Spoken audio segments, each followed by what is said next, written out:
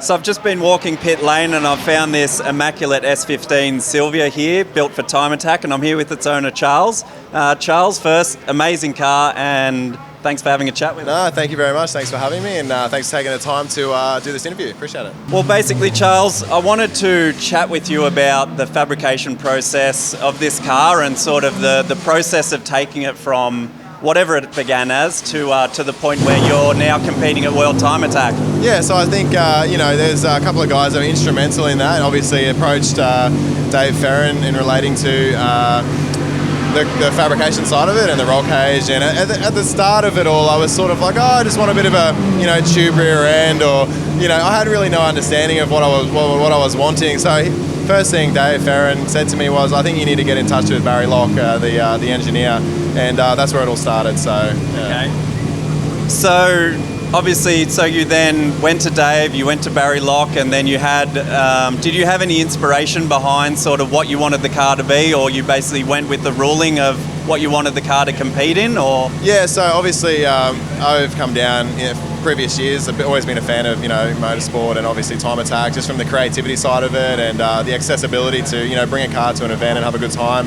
And obviously under Suzuki's S15 and the Sutton Brothers Silvia, I mean those two cars in 2016 were a standout for me, and that's where it basically kicked off. Yeah. So both of those cars are really iconic in, I guess, the Silvia tuning world. Yeah.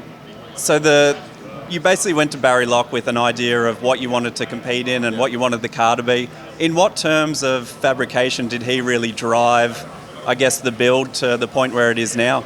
Yeah, I mean, he was absolutely in complete control of every decision that's been made on the car. I mean, everything that you see in the car's got a pencil and paper drawing that's sitting on my garage wall. So, talk about rear subframes, front subframes, uprights, geometry, all that sort of stuff is designed by Barry, and that's our big focus, is getting the chassis right from the bones. And the beauty of having a car that basically is a bare shell and no subframes or nothing, if you suppose you've got to fly by the seat of your pants and start making stuff. So yeah definitely. So I know that Barry is really focused on the aero side of things, and I think a big part of World Time Attack is contemplating or building the chassis to suit the aero that it's going to have. Yeah. So all of that package, I guess, from Barry was sort of thought about in the design of the car? Yeah, I mean, Barry's so experienced that, he's obviously been involved with Murray Coote's car and Robert Nguyen's Mighty Mouse and things like that. So he has a good understanding of a good base knowledge of obviously what works. Funnily enough, we didn't start with aero. We started with, okay, we're going to build an open class car just from a budget point of view. Right. And we think open class is a great class to be in from a competitive point of view. There's lots of cars active, and it's accessible for someone like myself. So we started with chassis, we started with fabrication, we started with subframes, geometry, and that was our big focus. And then once that was done, obviously we know the chassis is right.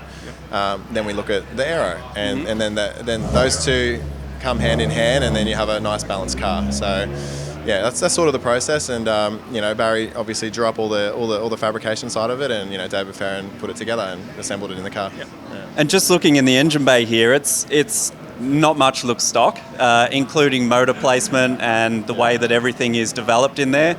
The cooling package is really tilted down, and everything, seems to sit pretty nice. The fabrication in the engine bay, was that done pretty early on, or was that something that was developed as you moved into this class? Or? One of the first things that we did was basically cut the chassis up and get it to the limit of the rules. Right. So obviously, getting that engine position was, I think the first thing we did was getting the engine position established, and then we could work out things like, subframes, engine mounts, all those sorts of things that flow on after you work out where your engine's going to be.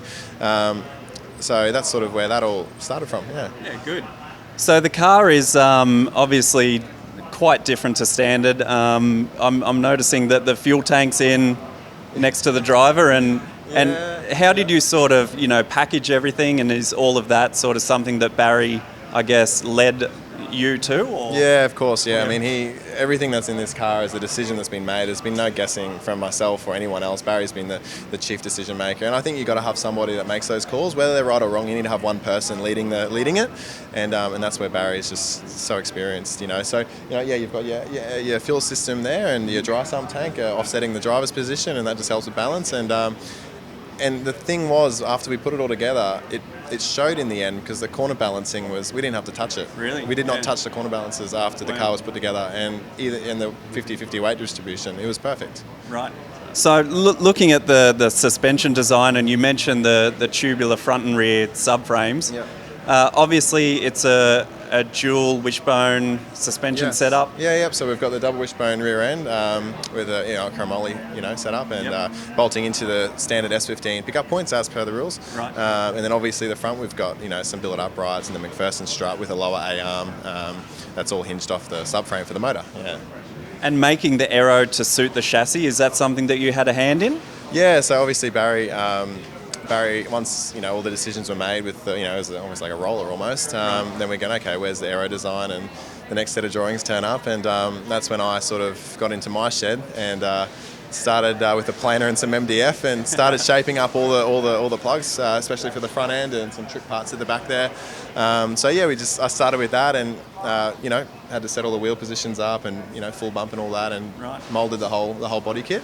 And then we held it together and got some moulds pulled off that. Mm-hmm. And then Brad from Cawthorn Composites then used my plugs and moulds to make the carbon parts. Yeah. Brilliant. That's really impressive looking at the finished design of the car. Yeah, because obviously Barry doesn't work with CFD, and the beauty of having Barry involved and obviously being local to Queensland is, every time I'd reach a critical stage, he'd come up and, move his hands over it and feel what felt right and feel what felt wrong and give me a little mark on the front body kit and said, oh no, you need to take more out of there, give more here. And, it's obviously just trying to make a car look nice and smooth curves and smooth lines and get that air moving past it easily. Definitely, yeah. So the finished design of the car, and I see there's a lot of really neat integrated fabrication components on the car.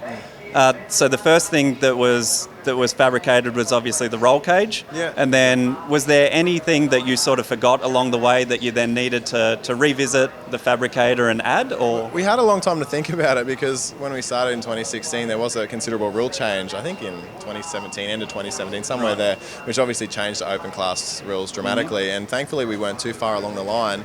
We were only, we had the main hoop in and maybe the front 8 pillar bars down, but we weren't really much more advanced than that. So we had a chance then for Barry then to look at those rules and then make the car suit those rules. And that's where, this car is completely built to the limit of those rules. And it's and that's the great thing about starting with nothing. You got the room to move. So so that's sort of where it's at. And we didn't forget too much. It was pretty well thought out. You're dealing with professionals, and definitely there's a lot of guys keeping everyone on their toes, and it's been really seamless. Good.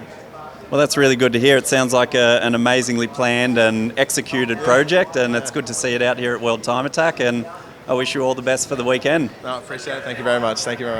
Cheers, mate. Cheers.